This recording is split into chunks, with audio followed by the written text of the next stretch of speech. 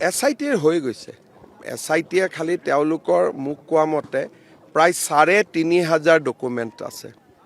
গতিকে ৩,৫০০ document advocate জেনেৰেলৰ লগত কালিও মিটিং হৈছে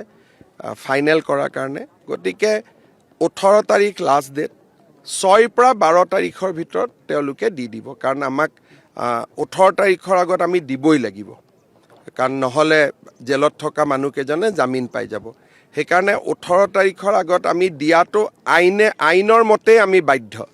কিন্তু মই তেওঁলোকক কৈছো 18 লৈকে ৰখি থাকিব নালাগে কেইদিনমান আগতে দি দিয়ক কিন্তু তেওঁলোকে মোক কৈছে যে প্ৰায় ৩,৫০০ ডকুমেণ্টছ আছে সেইবিলাক সেট বনাব লাগিব জেৰক্স কৰিব লাগিব প্ৰতিখন ডকুমেণ্টতে সহি হ'ব লাগিব গতিকে এই গোটেই কামবোৰ কৰি মই ভাবো তেওঁলোকে আজি আমাৰ কেই তাৰিখ হ'ল 5 তাৰিখ গতিকে অহা কালিৰ পিছত আৰু 12 তাৰিখৰ আগত এই সপ্তাহত যেনে তেনে চাৰ্জশিট দিবই